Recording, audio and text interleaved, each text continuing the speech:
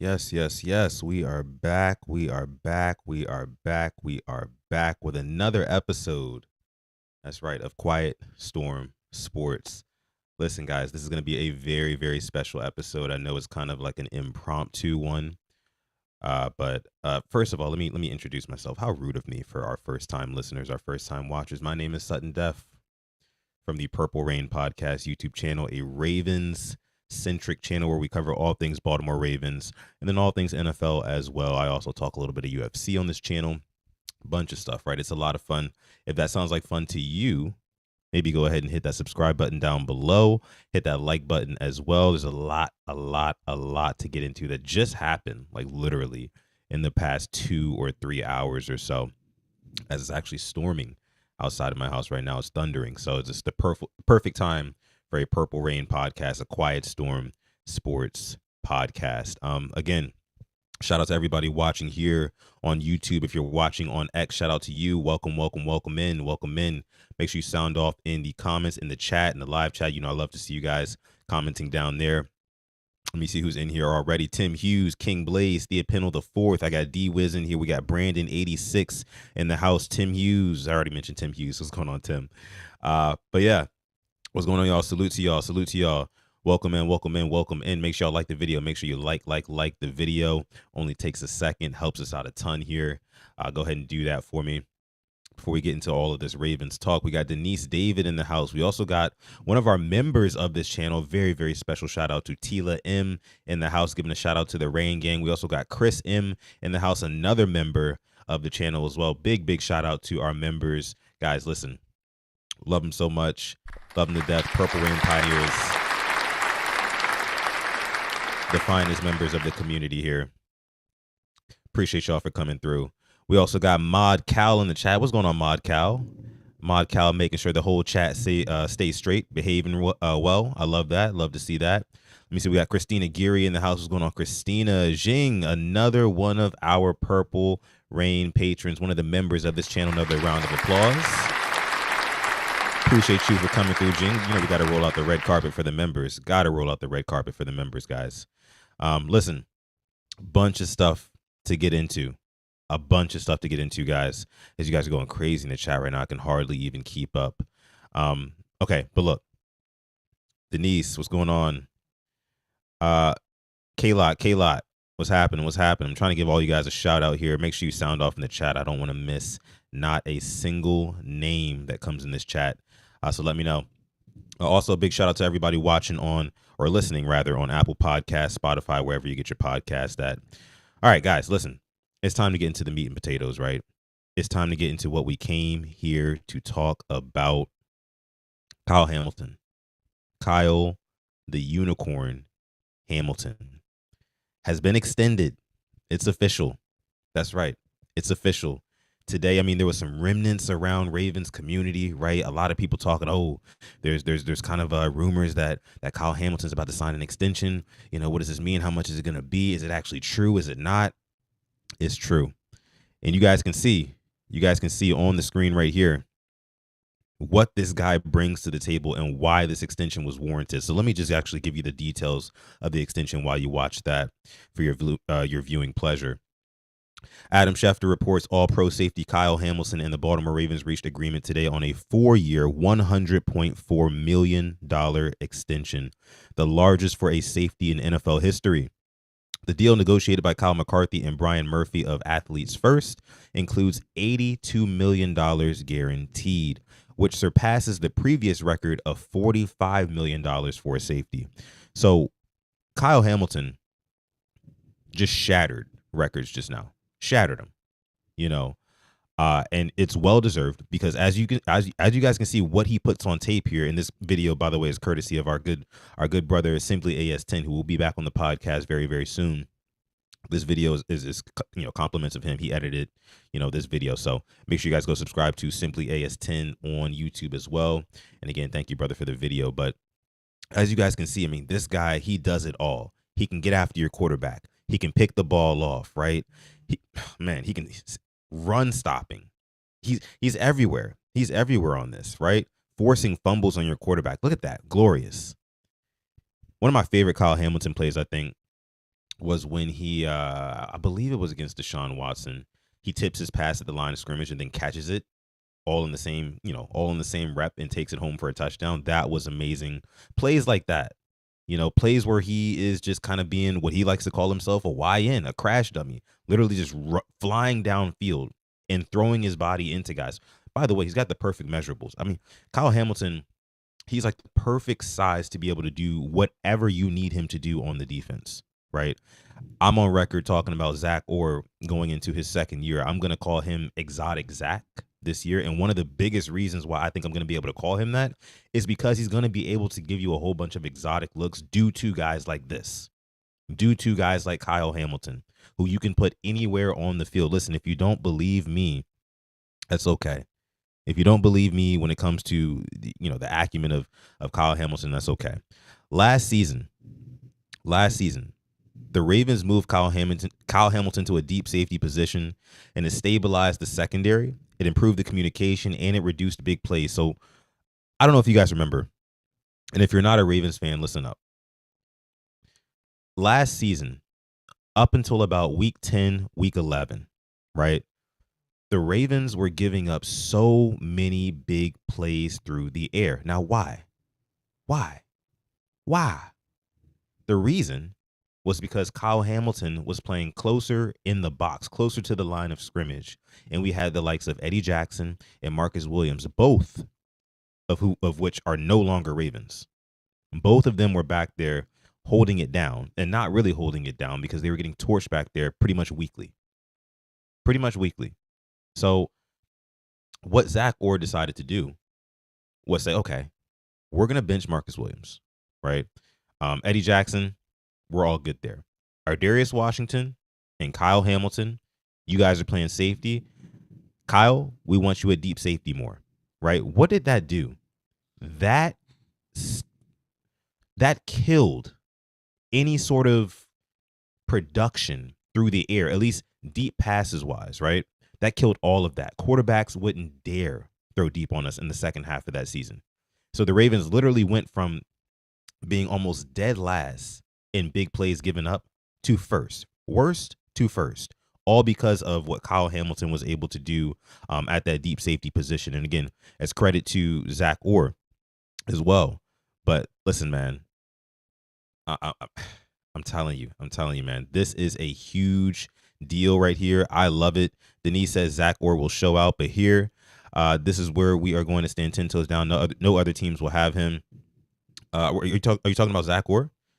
Because listen, man, the way I see it, I think Zach Orr is going to have a really, really good second year as a defensive coordinator. I told Coach Ivan Evans, Sip Tally Films, on the last episode of the show, shout out to him. I told him that I think that this is the year where Zach Orr, the game will kind of slow down for him as a coach, right? And he'll kind of take that next step in being a very, very good, one of the best even defensive coordinators in the league. Now, what that means is that, and again, on paper, because the personnel, he's got all the tools there for this to be one of the best defenses. And if this is one of the best defenses in the league, with Zach Orr being so young, and I think the league kind of gravitating towards younger coaches and kind of like the boy genius era, you know what I mean? Like, you might see Zach Orr get poached from the Ravens, right? You might see Zach Orr go ahead and get a head coaching position sometime next season.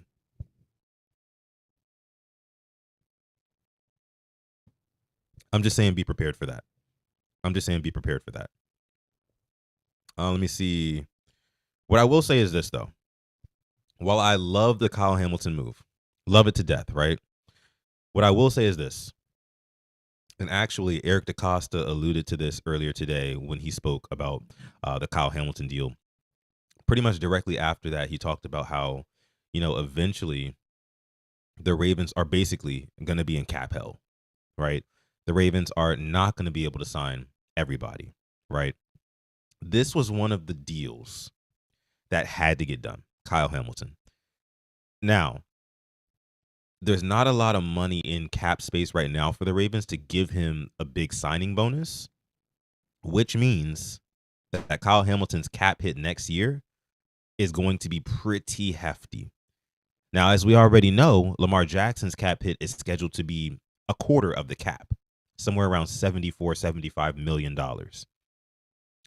With that being said, that means that guys like Travis Jones and Tyler Linderbaum are at risk of not playing for this team in a couple of seasons.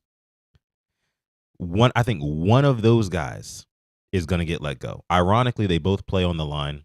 One on the offensive line as a center, of course, Linderbaum, and Travis Jones is a defensive tackle. Both are really, really good players. So I want to ask you guys, because I don't think it's very realistic with us having to extend Lamar soon. I don't think it's realistic for the Ravens to be able to retain both Travis Jones and Tyler Linderbaum. So which Raven do you think ends up being long-term with Baltimore, or which one do you think ends up going to another team? That's what I want to know. Go ahead and throw that in the chat. Let me see. Zeke Kokage says, I hope the Ravens try to keep Tyler Linderbaum. See, and there's a very good argument for that. Because Tyler Linderbaum kind of goes hand in hand. His production goes hand in hand with the production of Lamar Jackson. And I think that if you switch Lamar Jackson's trusted center, that, not only does that hurt the offensive line, it hurts Lamar Jackson. And Lamar Jackson, the amount of money that he's making and all of the kind of trust that is instilled in him to kind of will this team to victory at times, you don't want anything to be in the slightest bit uncomfortable for Lamar Jackson. So I think that's a very good reason why Tyler Linderbaum might get the nod over a Travis Jones. Again, it's going to be very interesting this season watching Travis Jones and Nnamdi Madubuike, because last season you saw a lot of double teams go towards Nnamdi Madubuike, right? And Travis Jones ended up eating off of that. This season is going to be very, very interesting to see how offensive coordinators want to block these guys. Are you gonna double Madubuike, or are you gonna double Travis Jones? Either way, the guys on the edges are gonna get one-on-one, and that's gonna be a lot of fun to watch too. But again, man, if Travis Jones ends up getting double teamed a lot this year because he put on tape in the preseason and all last season pretty much, even on a bum ankle, that he's really, really good and very dominant. If he's the one catching most of the double teams and that causes his production to dip, he's out of Baltimore. I think it would be a no-brainer for Baltimore to go ahead and move off of Travis Jones if that were to happen. I don't want that to happen because I think that Travis Jones is one of the most underrated players on the Baltimore Ravens roster. That's what I think. But again, man, it's going to be tough. TY in the house, what's going on? TY says, I think 4 of the 6 return: Hamilton, Lindy, Likely, and Jones. Yeah, so Hamilton's already locked up. Likely is one who, when he gets back from being hurt, we'll have to see what type of production he puts on tape. We know how much Lamar Jackson loves him, but he's another. Well, then again, I don't know, because I think that the Ravens plan on moving off of Mark Andrews, which I think would justify them kind of sliding Likely cap-wise into that position and kind of replacing the cap space that Mark Andrews was taking up. I think that's what will probably happen. So yeah, I agree with you. Hamilton, Likely. Now, again, when it comes to Lindy and Jones, when it comes to Linderbaum and Jones, I think that the Ravens are going to have to take a choice. They're going to have to pick between the two. That's just what I think, TY. That's what I think. Brandon says we can draft a defensive tackle. Yeah, we can, but have you watched Travis Jones? That's what have you seen how dominant Travis Jones is? Did you see how dominant Travis Jones was, again, on a bum ankle last season? Right, he missed a few games last year, comes back, and ends up being really, really good. There's always news. You can even see it on tape in training camp, right? I mean, he's pushing our guys back. Like it's I don't know, man. It doesn't get much better than Travis Jones. Again, he's one of the most underrated Ravens on this team. He has really, really good technique. He's one of the strongest guys on the roster. I would not want to move on from Travis Jones, man. If it were me, I would probably keep Travis Jones over Tyler Linderbaum. I've seen Linderbaum struggle more often times than I've seen Travis Jones struggle. Let me put it like that. I'll put it like that. Some people might not want to hear that, but it is what it is, bro. It is what it is. Makai Livingston says, I'm not sure who we keep, but I do know winning the Super Bowl will make it sting a bit less for whoever we lose. That is true. That's why this is an all-in year, because we've got a lot of really, really good players who deserve to get paid, quite frankly. We've got a lot of really good players who are up in line to get paid next. So when you talk about a Super Bowl window, that window, I don't want to say it is I don't want to say it's closing, but it's definitely not getting any bigger. It's not getting any bigger. So the Ravens got to make something happen now, and I agree with you, Makai.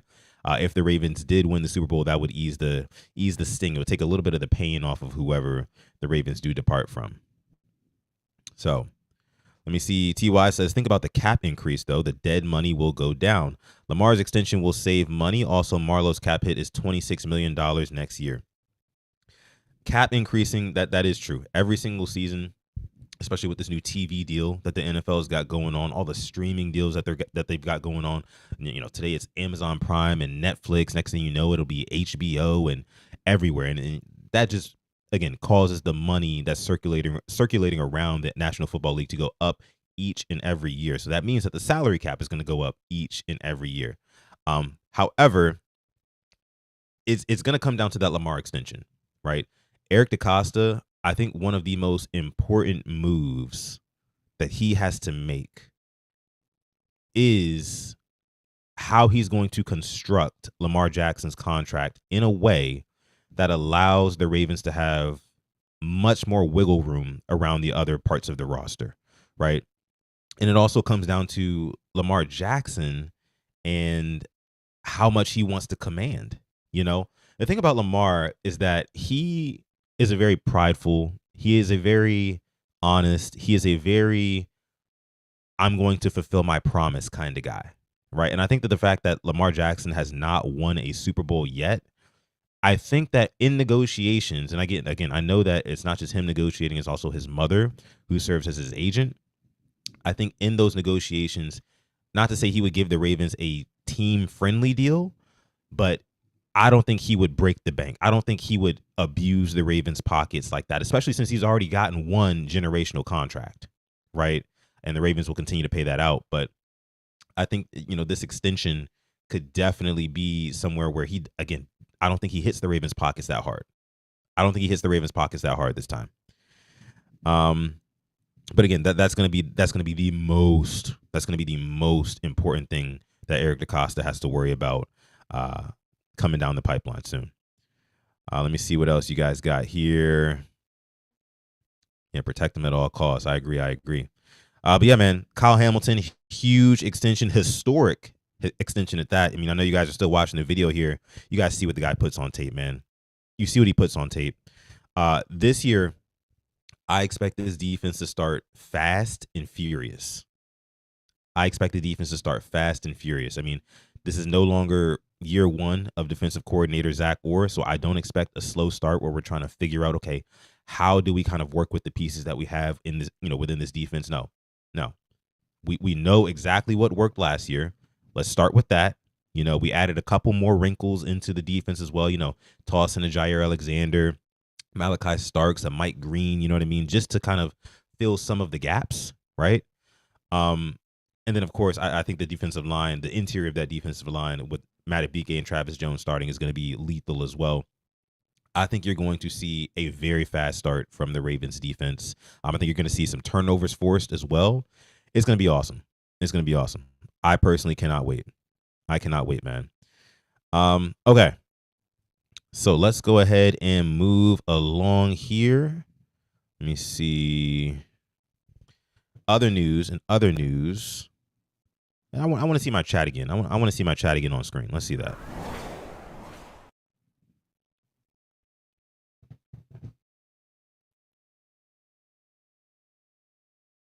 All right. So let's go ahead and move along here into other news. Again, Kyle Hamilton, huge $100.4 million 4-year extension. Love to see that. Well-deserved. Let's get into some other news. So the Ravens actually ended up signing Tyler Snoop Huntley. The Ravens signed Tyler Snoop Huntley to their practice squad today, which I thought was great news. Personally, I thought was great news. I had been clamoring for a little while now to get Huntley back in the building. There is no other quarterback available right now, other than if basically if an Anthony Richardson was attainable for the Ravens, I would have been okay with bringing in an Anthony Richardson, trying to see if the Colts wanted to make some sort of deal or something like that. Because I feel like if there's anyone who can develop a quarterback as raw as Anthony Richardson, is Baltimore. You know, I would have felt comfortable about that. But listen, Tyler Snoop Huntley, again, there's no other quarterback to me in my eyes that can back up Lamar Jackson and not have the offense go from. So if Lamar Jackson were to leave a game for whatever reason, and of course we never want that to happen as Ravens fans, but if he were to leave a game and need his backup to play, there's no other quarterback other than Tyler Huntley where the offense is going to kind of transition smoother, if that makes sense. So again, Cooper Rush, doesn't necessarily move me. And again, I know, guys, Tyler Huntley's on the practice squad, right? He's on the practice squad.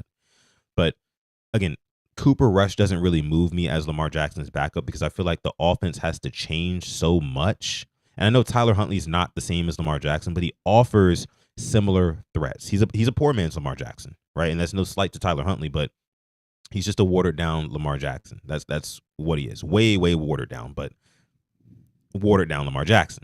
Cooper Rush is a totally different type of quarterback.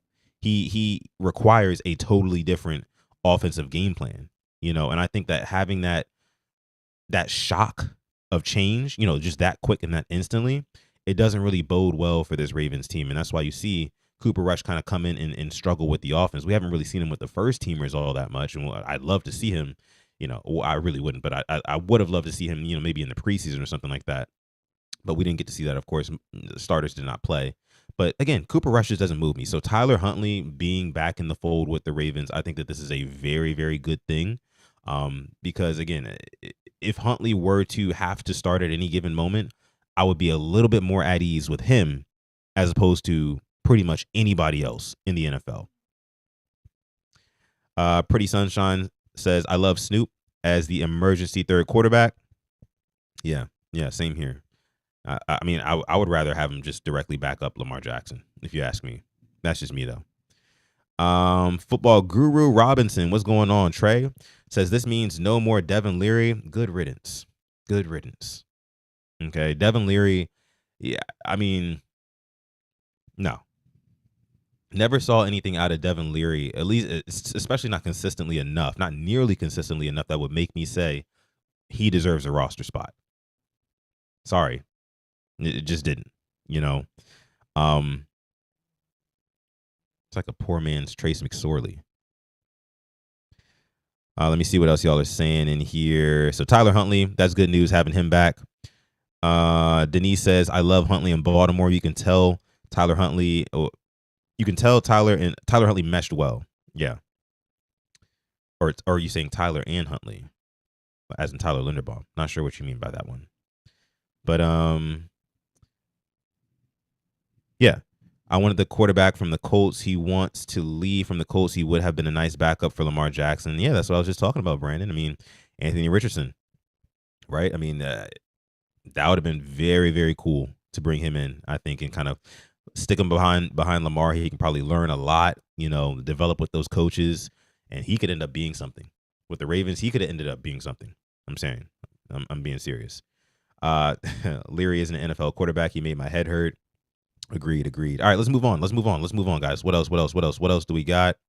As you guys know, the 53-man roster came out yesterday. There were some surprises there. Taquan, what's going on? I see you in the chat. What's up, ReignGang and Sutton? What's going on, brother? Appreciate you for coming through. Manuel's Gaming Channel says, I love that we kept Keon Martin, Jay Higgins, and Ruben Lowry. Yeah, so let's get into that. Right? And also, this comes with the news yesterday that we got that the Ravens released Jalen Armour-Davis, which was a surprise to a lot of Ravens fans, including myself. Right? So yesterday, the Ravens dropped the 53-man roster, and before that, they got rid of Jalen Armour-Davis, which led to a lot of people believing that, Keon Martin actually might make the roster, and that's what ended up happening. And now that I'm listening to kind of like 24 hours removed from the whole Jalen Armour-Davis thing, and Keon Martin making the roster. I fully understand the Ravens' thought process when it came to getting rid of Jalen Armour Davis, who is now a part of the Tennessee Titans. He's actually back with his former DB coach, Denard Wilson, who's the defensive coordinator over there for Tennessee. All the best to Jalen Armour Davis again. Thank you for your service here. I mean, definitely got hurt a lot, but when you did play, was definitely a serviceable corner. So shout out to Armour Davis, but he is now a Tennessee Titan. But again, I think that the Ravens' thought process with this was, we've got a Jalen Armour Davis who is kind of in and out of practice, in and out of being able to play because of injuries, right? And then we've got a Keon Martin who's put a whole bunch of good stuff on tape in the preseason, right? And I'm sure they like how he was in training camp and things like that too. So we got two young guys who we kind of feel similarly about right now. One of them is, for lack of better words, I don't want to say damaged goods, but kind of in a way when you're talking about Jalen Armour Davis. I mean, being on IR 4 different times in 3 seasons that you're with the Ravens, I mean, a little bit excessive, right? So I think that the Ravens said, you know what, why not just go ahead and get this UDFA and Keon Martin, who we're not going to have to pay real money for a while, right? And let's just let him back up some of the DBs, right? And I think that that's what really ultimately led to Keon Martin making this team, because before he was really, really on the bubble, but once Jalen Armour Davis got the boot out of Baltimore, it kind of made it pretty obvious. Jay Higgins was another one for me who I was super ecstatic when I found out he made the team, man. I think that Higgins is probably. I told Coach Sip Tally Films the other day. I told him Jay Higgins just looks the part, right? He looks like a football player. He just looks like a star ball player. And this may be a lot of hype for a guy out of Iowa UDFA. I get it. I understand, but the stuff that he put on tape, the user lurk on that interception that he had against the Colts, I want to say it was, the Colts. The forced fumble, just kind of running in the guys with reckless abandon, filling gaps. He put it all on tape. He put it all together, and he deserved to make this team. And I think that if he can get on the field on Sundays, he might be the next, pairing with Roquan Smith. He might just be either him or Teddy Buchanan. Trenton Simpson, I feel like the Ravens will have a little bit of a short leash with him this year, only because they're so excited about guys like Teddy Buchanan and Jay Higgins. They want us. I know the Ravens coaching staff wants to know what they can do on Sunday. So Trenton Simpson, he's got to be really, really good. The Ravens rostering Jay Higgins and Teddy Buchanan, of course, Jake Hummel as well. I think that puts a lot of pressure because inside linebacker is so deep. It's so deep. And there's a lot of guys. Roquan, of course, his spot is solidified. We know that. But there's a lot of guys who are behind that Trenton Simpson, who if he doesn't perform very well, I'd say in the first 3-4 weeks of the season, you could potentially see a more permanent change at that spot. And is it going to be Teddy Buchanan? I don't know. Is it going to be Jay Higgins? I don't know. But I do think that the Ravens are in a very, very good spot right now when it comes to linebacker. There's a lot of promising young guys at that inside linebacker spot who I feel like can come in and make a big impact if Trenton Simpson does not perform up to the standard. That's what I think about Jay Higgins. Higgins plays some damn good football. That's right. That's right. Brandon says, I'm sorry, but Roquan Smith better watch out. He will be on the hot seat. Let the young linebackers available this system. Trenton's spot is in danger. Yeah, that's what I'm saying, bro. That's what I'm saying. Trenton Simpson, your spot, you're in danger, brother. You're in danger.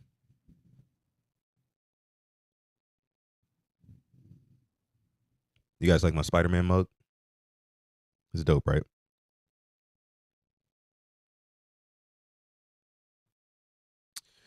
But yeah. And then you got Ruben Lowry. You got Ruben Lowry as well, balled out in the preseason, was making plays, was all over the place in preseason, to be honest with you. That is another guy. I mean, when you talk about DB depth, and again, this goes back to the whole Ravens thought process. You want to be as deep as you possibly can at DB, because we know it's a very, very long, grueling season, and guys get banged up naturally. I mean, hell, Jair Alexander hasn't practiced in damn near 2 weeks. So, as much as we love the idea of Jair Alexander being a big, prominent player on this defense and helping this Ravens defense kind of reach the acme of their production. We don't know if he's going to be available, right? So I don't know, man. I just think, and Awuzie is another guy.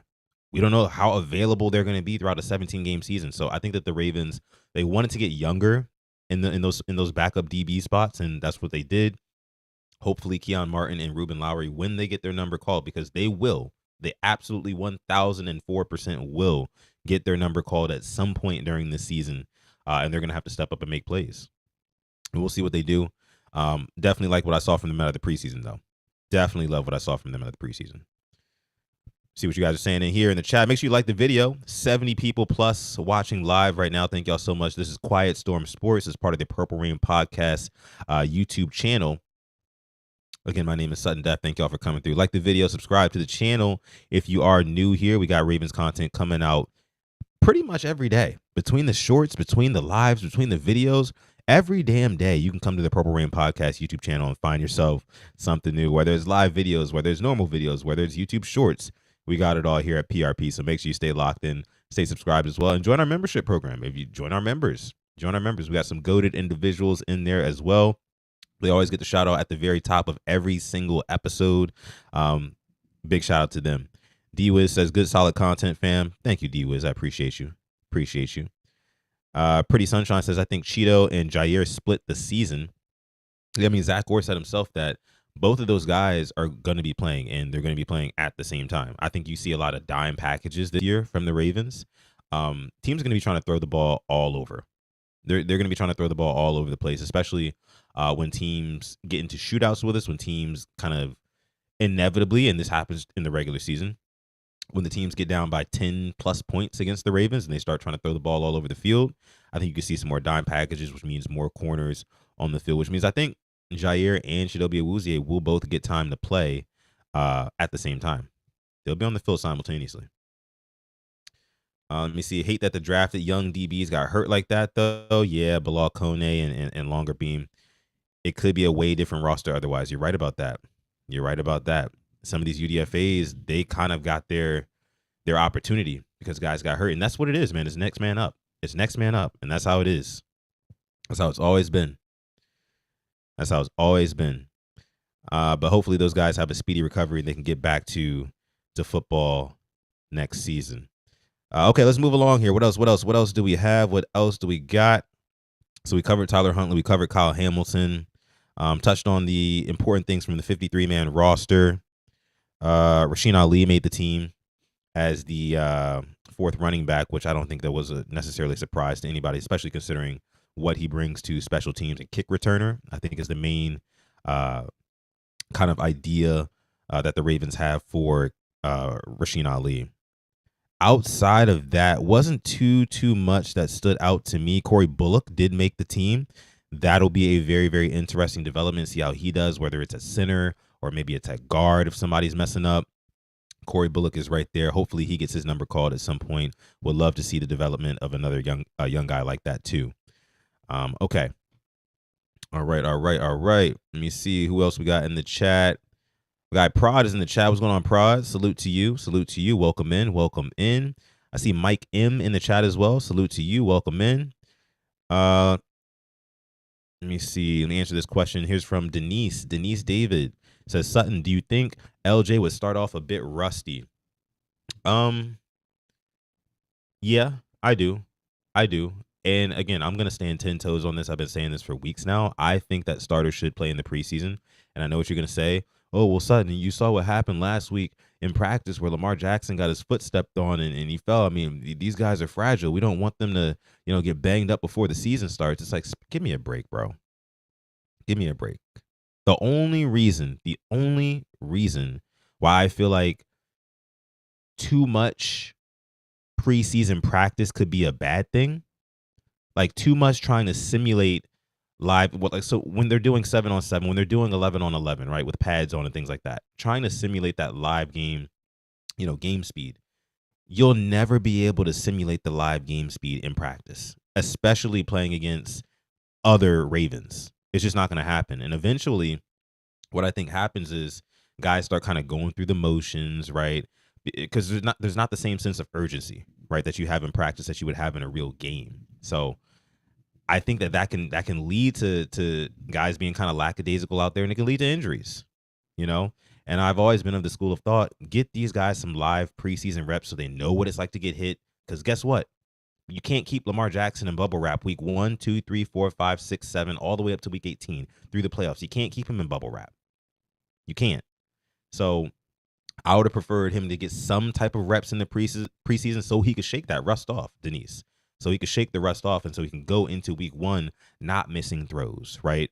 And so he can go into week 1 knowing what it feels like to be hit. That switch has already flipped in his brain that, okay, it's football time again. His brain tells his body, okay, it's football time. This is what we need to do. This is how you avoid guys around your legs. This is what I need to do. The sense of urgency is back. That's what's important. So I do think that Lamar Jackson and the entire offense, you'll probably see some pre-snap penalties, right, from this offensive line. I would not be surprised. Do not be surprised if that happens multiple times in week 1. It's going to be very, very loud at Highmark Stadium in Orchard Park, Buffalo. Week 1, Sunday Night Football, primetime game. Bills fans have not seen Josh Allen and company play a meaningful game since the Kansas City lost in the AFC Championship game last year. They are going to be loud in there. So with that being the first time that our starters actually get any sort of play, yeah, there's going to be some rust, not just for Lamar Jackson, but for the majority of the team.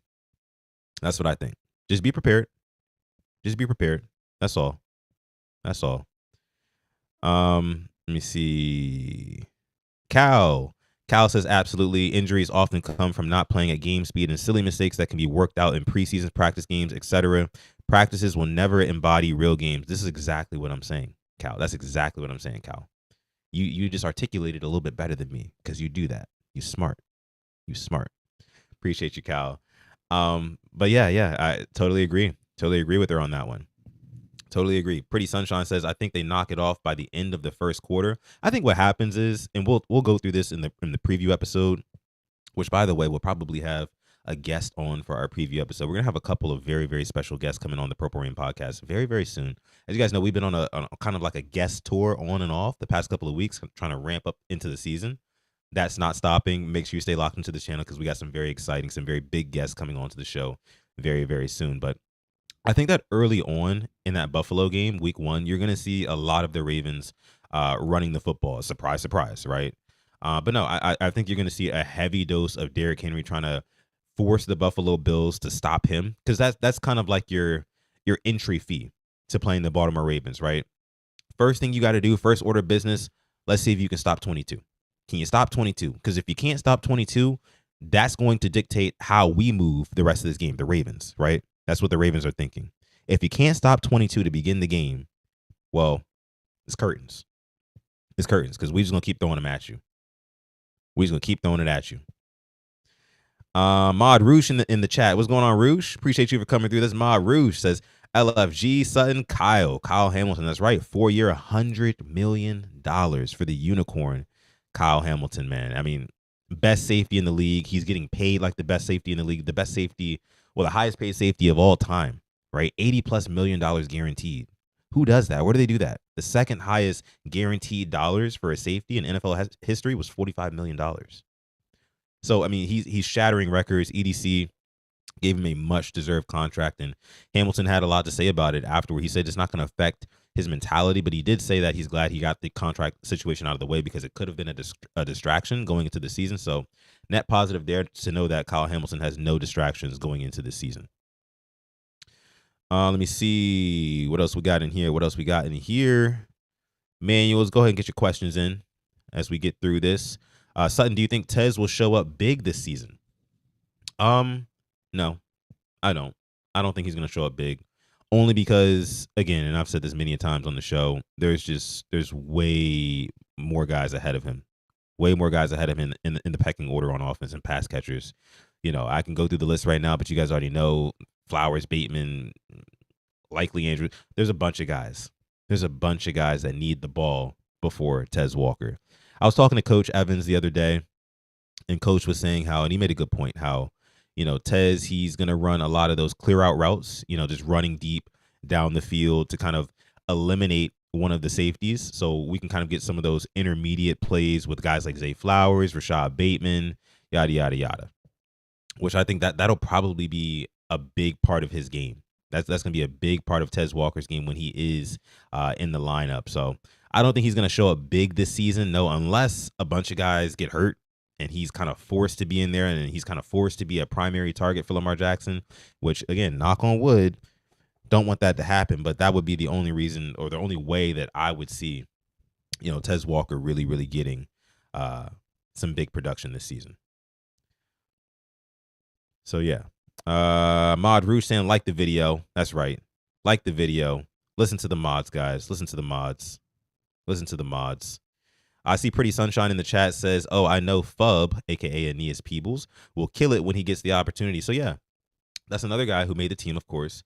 I'm excited to see what Fub is able to offer. The only thing is, I don't think that the Ravens are going to have him out there on very many rundowns. So, like early downs, since he's undersized, he's not going to – the Ravens aren't going to trot him out there to get pushed around and, have guys run right between the tackles and, he can't really do anything about it. That's not his game. He's more of a pass rushing interior guy. So I expect, I would say, third downs, things like that, third and longs, obvious passing downs when the Ravens get an opportunity to sub, maybe they rotate out a Travis Jones or whoever to try to get him in there. But hopefully he can make the most out of his opportunity because he's one of the guys. He's one of the rookies who where he's not going to get a whole lot of play, but when he does, he's going to have to put some damn good stuff on tape. Let me see. Mike M says, do you think the overpay on the guaranteed money for Kyle Hamilton was warranted? I think it was. Honestly, I think it was. Kyle Hamilton he's more valuable. Kyle Hamilton is more valuable than any of the guys not named Lamar Jackson that the Ravens have to sign in short order so soon. I think that Kyle Hamilton, and this shouldn't be a hot take, but maybe it is. I think Kyle Hamilton is more valuable in terms of pound for pound value than Tyler Linderbaum, than Travis Jones, than Isaiah Likely, dare I say, only because Kyle Hamilton is one of those guys who listen, I could take 11 Kyle Hamiltons, right? And I can put them up against any other team, right? And with the exception of course, the trenches, I like my Kyle Hamiltons against any other team. You know what I mean? So I'm talking about, like, in terms of like a skill player, he does everything. He does everything. He can play in the box. He can play deep safety. He can rush your quarterback off the edge, right? He can pick off passes, take them back. I mean, the guy is an absolute unicorn. He can tackle in space, and he's got the measurables. He's the perfect size. So, no, I don't think that the overpay, I don't think that, I do think it was warranted. I do think that the, $80 million or whatever it was guaranteed, I think it was warranted, man, because the guy's earned it. He's earned it to me. He has earned it to me. He's the best player on defense. I agree. 100%. So, all right. Let me see what else we got here. Some other news, some other big news. Yeah, I got it in here. I got it right here. Guys, stay locked in. We're not done. We got some more things to cover, guys. Let me see. So, real quick news. Ravens lost 3 guys to waivers already. Of course, Jalen Armour-Davis and C.J. Ravenel, defensive lineman, to Tennessee. And the Giants claimed Bo Braid. So, that's Alex's guy, Maryland guy, Bo Braid, who is now with the New York Giants. Shout out to him. Some other news. So, Eric DeCosta spoke. Today, right? This is good right here. Eric DeCosta says something very interesting about Isaiah Likely, who I just talked about. I just brought him up. Isaiah Likely was not put on IR. He was not put on injured reserve, which means the Ravens must know that he's going to be available to play before week 5. right? Because if they put him on IR, that means that he would not be eligible to play for the first 4 weeks of the season. But the Ravens chose not to put Isaiah Likely on IR. And he's on the Ravens 53-man roster right now. Okay? Which means to me, and Eric DeCosta said this verbatim, he said that I would expect him to be back in the early parts of the season, right? He talks to him. He's in good spirits. He's walking around, things like that. So let's look at the Ravens' first 4 matchups. Of course, week 1 at the Bills. Week 2, home for the Browns. Week 3, home for the Detroit Lions on Monday Night Football. Week 4, Kansas City Chiefs. I think that the idea is that at the very, very latest, he's going to be back for week 4 against the Kansas City Chiefs. And that's at the very latest. And that's based off of what Eric DeCosta said today. Because again, if the Ravens did not think that the timetable would be he's going to come back prior to week 5, they would have put him on IR. They would have put him on IR so they could elevate another one of the guys that they really wanted on the 53-man roster right here and now. So that's huge news. That's huge. And I don't really see too many people talking about it just yet, but that is big news. Isaiah Likely could be back a lot sooner than Ravens fans expect. A lot sooner. Okay, a lot sooner. Let me see. Dre says Likely might be back week 3. I agree. I agree, man. He might be back week 3, but I'm gonna just be on the safe side and say week 4 against Kansas City. I will definitely need him that game. That's for sure. D-Wiz says going 2-0 is going to be a factor. That's also a good point. I think if the Ravens beat the Bills, beat the Browns, and maybe beat the Lions, say if the Ravens start off 3-0, which I think is very possible. If the Ravens can beat the Bills and start the season off on a high, I think that they ride that momentum. Home opener against the Browns, who are kind of having an identity crisis right now. They would not let Joe Flacco do anything against them. I think that the Ravens go 2-0. And carrying that momentum into a Monday Night Football matchup at the bank against the Detroit Lions, who, you know how NFC teams do against the Ravens. They don't do very well. Only 2 NFC teams have beaten the Ravens in the Lamar Jackson era. That's the Eagles, and that is the Giants, and a very fluky one a couple of seasons ago. In the Eagles, of course, last year, Tucker misses a bunch of kicks, and, there's some turnovers. It happens, but NFC teams don't do all that well against the Ravens. So I think that the Ravens can start off 3-0. If they do start off 3-0, and Isaiah Likely is not back yet, and he's kind of like trending towards being back, like the idea is that, okay, he's good to play, but he's not 100%. If the Ravens start off 3-0, and again, they already beat the Bills, I think that the Ravens probably end up resting Isaiah Likely. If we're going into that Chiefs matchup already having lost against the Bills, and we need this one against the Chiefs for a tiebreaker, then I could see Isaiah Likely being, pushed to play a little bit more. And I can see him pushing himself to play a little bit more, to be honest with you. Yeah, definitely need to start off hot. He would have been out till at least week 6 because of the practice window after IR. First 5 weeks, what you got? I think, oh man, it's gonna be so tough, man. After the first 5 weeks, so I just said that I think they could start off 3-0. I think that the Ravens, and here's another piece of news. That Chiefs matchup is going to be very, very, very, very important because also reported today, Rashee Rice, he is actually going to be suspended going into this season. So news dropped earlier today. Let me see if I can pull it up here. Rashee Rice has accepted a 6-game suspension for violating the NFL's personal conduct policy. Rice will be eligible to return versus the Raiders in week 7. So he will not be playing in the week 4 matchup against the Baltimore Ravens. And I think that changes a lot. That changes a lot. I mean, he did very, very well against the Ravens in that week 1 matchup in the 2024 season. I think he had like 7 catches for 100+ yards, no touchdowns, but he had some big catches in some big spots.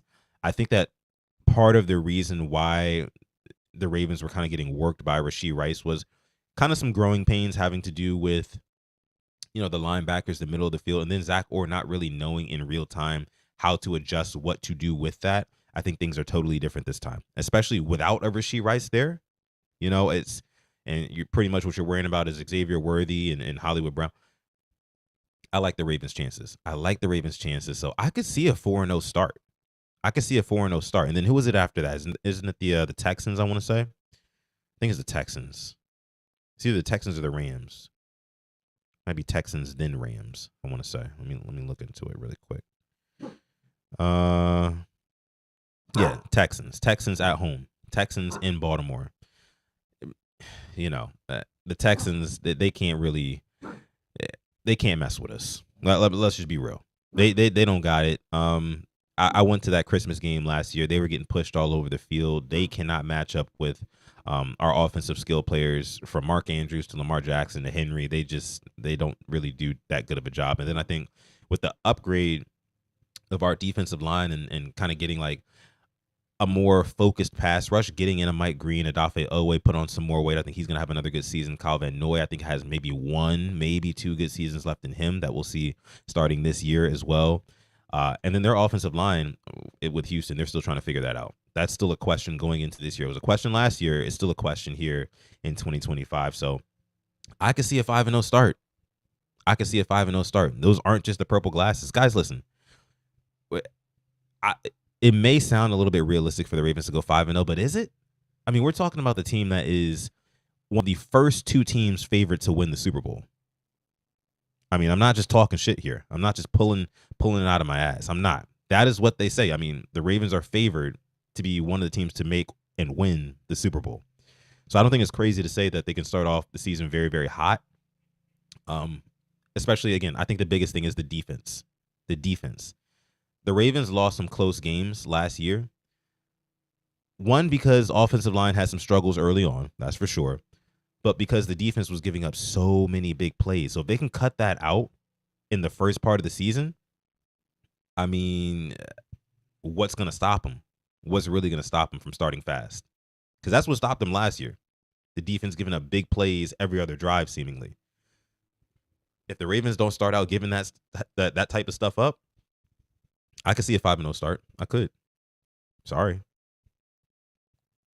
Says I love purple glasses. Got to come out the gate swinging. That slow start last year made us play in Buffalo. Exactly. That's why this Buffalo matchup is for, I don't want to say all the marbles, but it's for a lot of them. It's for a good chunk of marbles. Okay? A good chunk of marbles. You got to win that. You have to win. You have to win against the Bills and the Chiefs in the regular season, because in the postseason, those are going to be the ones right there. And this is not, the majority of the 2010s, right? Going into 2020 when there were 2 teams with first round buys in the playoffs. No, now there's only 1. So that makes these in-conference rivalry matchups against the Bills and Josh Allen and Patrick Mahomes and the Chiefs, that makes them all the more important. So the Ravens have to, it's a must win week 1 against the Bills. On top of the fact that you got to get your lick back from what happened in the divisional round last year. On top of the fact that everybody is kind of, I don't want to say, let me just say it like this. The Ravens are not favored to win that game. The Ravens are only underdogs in 2 games on their schedule this season. Bills and Chiefs. Week 1, week 4. You got to win those games. Because chances are we win a good chunk of the rest of the games. The back half of the Ravens schedule is not that crazy. It's really not. It's this first half, right? So the first 5 weeks that I mentioned, and then on top of that, after that, you got Rams, who I think is going to be really good, depending on Matthew Stafford's health and his back. And, who knows what's going on with that. But I basically say all that to say you got to win those games against the Bills and the Chiefs. That's the only way that the Ravens are going to be able to get a home playoff game. And I think that's important. I'd much rather play a divisional game. And my guy Bradley brought this up to me as well.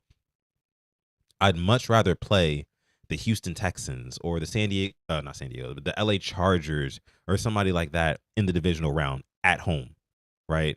You guys remember in 2023, when the Ravens had the 1 seed and they got to play the Houston Texans in Baltimore, and they kind of rolled over the Texans and they kind of rolled into the AFC Championship game. Just like that. Boom. 1 game, 1 playoff win, and you're 1 win away from the Super Bowl. And by the way, in that divisional playoff round, you're not going to be playing one of the best teams, unless you had Buffalo or Kansas City somehow finishing with a lower seed, which I don't really see that happening. It's probably going to be a team like the Broncos or, like I said, the Chargers or one of those teams, which I do like the Ravens' odds against a lot better in the divisional round matchup. So after that, you find yourself in the AFC Championship game and at home. I like our chances in that AFC Championship game at home. Again, I know we lost it back in 2023, but this is a much better football team, a much more calloused football team, due to all of the negative experiences, the bad experiences that they've had in the past couple of seasons in the playoffs. They've grown up some really, really tough wounds and scars.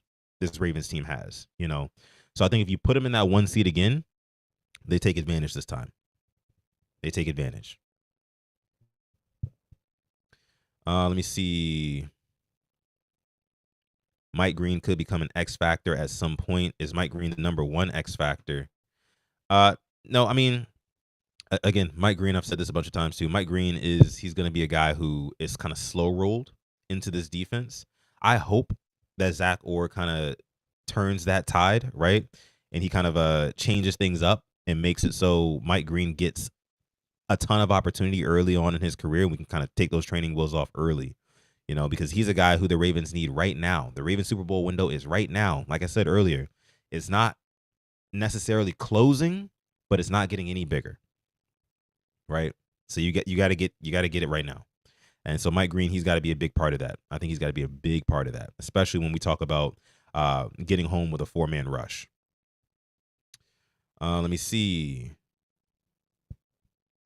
I'm not worried about the team, man. It's just horrible, says Tito111. He gets outcoached in every big game. That's another concern.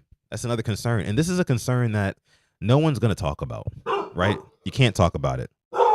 My dog wants to talk about it, though. He wants to talk about it. As a matter of fact, give me a second. I'm going to let him out of the room really quick. Be right back, guys.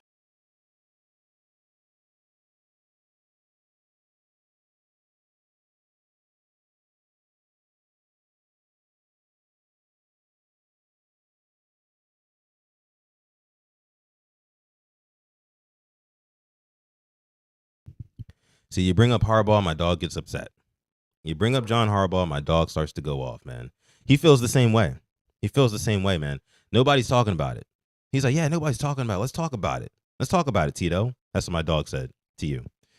But yeah, it's going to be one of those things where nobody can talk about it because John Harbaugh is very, very protected by the media. You ever been watching one of these national media shows and they're kind of just bigging up John Harbaugh like he's this legendary coach, Hall of Fame lock, I get it's because of the name Harbaugh, his dad, his brother, it's they're kind of like football royalty, right? They are. And of course, John has won a Super Bowl with the Ravens. But at the same time, it's like, at some point, we got to hold this guy accountable in the same way that people are holding Mike Tomlin accountable now. People are slowly but surely starting to look at Mike Tomlin like, this is okay. You haven't won a playoff game since the Obama administration. Okay. You haven't really done much since Ben Roethlisberger retired. Okay. You continuously draft defense and pour so many of your allocations into the defense. All right. Okay. If you don't make it work this year with Aaron Rodgers and DK Metcalf, then, I mean, how long do we let you keep this role? You know what I mean? Because at the end of the day, it's not just about going over 500. It's about winning Super Bowls. If you do not win a Super Bowl, the season to me is a failure. There is no consolation prize of, we're rebuilding. Like, no, it's a zero-sum game. It's black and white. It's either you win the Super Bowl and you succeed that season, or you don't win the Super Bowl and you fail. Now how you deal with that failure is not something that I'm saying like, okay, we failed, so we have to sulk in that. No. But like, how are we going to get better? How are we going to be able to contend for a Super Bowl every single season? I don't think that guys like Mike Tomlin, I don't think that guys like John Harbaugh right, really position their team in a way to be able to do that. That's why back in 2012, before the Ravens won that Super Bowl, the players had a whole rebellion. Guys like Ed Reed, Ray Lewis, you know what I mean? They had a whole rebellion up against the Ravens coaching staff because they felt like they weren't the Ravens players felt like the Ravens coaches were not leading them in the direction that they needed to go. And when you have strong voices in the locker room, like a Ray Lewis, like an Ed Reed, et cetera, Bolden, et cetera, that can really turn the tide of a locker room. It can turn the tide of a team, right? And as we know, Lamar Jackson, not a big vocal leader, right? The biggest vocal leader I think the Ravens have on the team is probably a Roquan Smith. This is another reason why I would have liked to bring back in a Calais Campbell, who signed a 1-year deal with the Cardinals to end his career. I would have liked the reunion with a Calais Campbell. We need more voices. We need more dogs in that locker room. I like that we bought in a Jair Alexander, but we need more dogs like that. We need more voices. Imagine Jair Alexander, Calais Campbell, Roquan Smith on this defense. You know what I mean? Like, those are 3 voices that I feel like you need to kind of galvanize a team when you're going through the fatigue of a 17-game season, and you've got kind of like, for lack of better words, this cheerleader coach. And again, that's no slight to John Harbaugh, but he's more of like a CEO. You know, he's not as like he's not a specialist on offense or defense. He's a special teams guy, as a matter of fact, ironically. And, you know, again, he's more CEO than anything, you know, and I feel like that kind of impacts the culture. And I feel like sometimes there's a disconnect between Harbaugh and his players, right? And I feel like that wears on as the season goes on. We kind of saw that last year in the HBO Hard Knocks special. I covered that, you know, when that was going on. And that's what I saw, man. That's what I saw. I saw some players get kind of disinterested, you know, and kind of checking out of Harbaugh's speeches. And, you know, it's tough. It's tough. As a Ravens fan, it's tough because you know that Harbaugh isn't going anywhere. He just got extended from the Ravens. So his leash is the longest one in the building. The longest one in the building. And no one's going to ask him questions as long as the Ravens have somebody who turns the football over in the playoffs and they lose. As long as the Ravens lose, but somebody on the Ravens turn the football over, and so that way you can point the blame at that 1 or 2 specific players, Harbaugh will always be safe. He's going to always be safe. Always. We have dropped off in turnover culture. That's right. That's right. We do not turn the football over, especially in the postseason. We just don't. TY says EDC and Harbs are neighbors. He is never leaving. Yeah, I mean, sometimes you mix friendship, right, with business, and you get a lack of results. Sometimes that's what happens, you know. I think that the Ravens could definitely benefit from a culture change. And that was why a couple of weeks ago I was saying, like, the Ravens should pay Ray Lewis like any amount of money that he wants to basically be like a locker room pastor, to be a locker room preacher. Hey, Ray, we'll throw you X amount of dollars, a blank check, just for you to show up on Thursday's walkthrough, to show up in the locker room on Sundays, and that's it.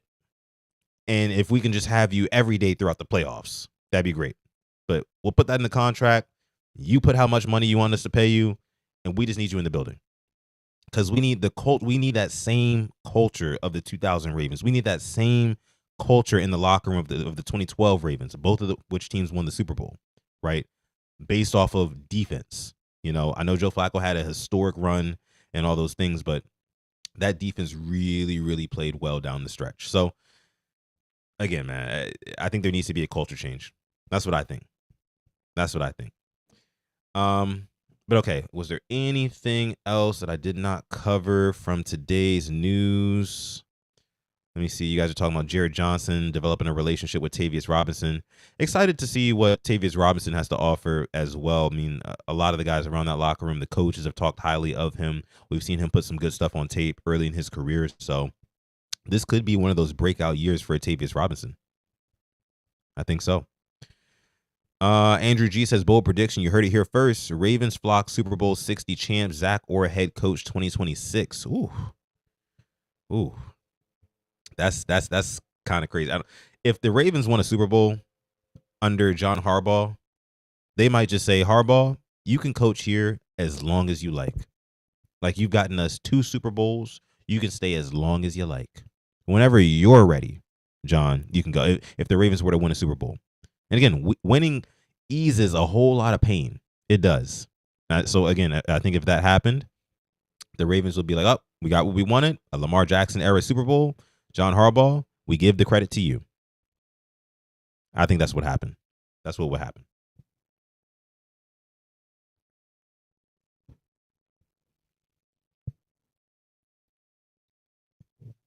Okay. Any other news that I had? Let me see what else I had. What else?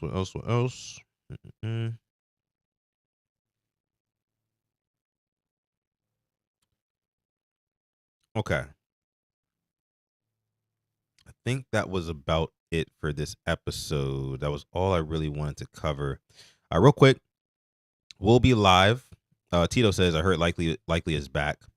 Not necessarily back, but EDC did say today that he expects him to be back early in the season. That's why they didn't put him on IR. So he could be back, I think, as early as like week 2 to 3, latest week 4. That's what I say. But again, man, just to kind of wrap it all up, Kyle Hamilton, huge extension, $100.4 million for 4 years. That actually puts that makes him the 4th player who got a really good deal this offseason from the Ravens. Kyle Hamilton got a 4-year, $100.4 million deal. If you remember, Derrick Henry had a 2-year, $30 million deal from the Ravens. Ronnie Stanley, 3 years for $60 million. And then Rashad Bateman signed a 3-year, $36.75 million deal. So the Ravens have been opening up that checkbook. They've been opening up that piggy bank all offseason long. All offseason long. And you love to see it, man. Getting these guys paid as they deserve, man. Really good players. Hopefully, the Ravens can keep most of their star players. But that is why, again, and I'll end the episode with this, that is why the 2025 season is the most important season. I don't want to say in Ravens history, but in the last, I say 10 years. Because we're getting ready to go into an era, to transition into an era where we can't pay everybody. Right, where we have to rely on younger players. That's why it's so important that guys like Mike Green, guys like Malachi Starks, those type of guys are really good. It's so important that those guys are good, because the Ravens, their Super Bowl window, like I said before, I don't want to necessarily say it's closing, because as long as you have Lamar Jackson, you got a chance. But that window is not getting any bigger. It's not getting any bigger. So we'll see what the Ravens can do this season coming up. But before I get out of here, I will be live tonight with Huddle It Up Films on his channel. So make sure you go subscribe to him. We will be on there talking. I'm pretty sure about everything that I talked about today. But it's going to be a lot of fun.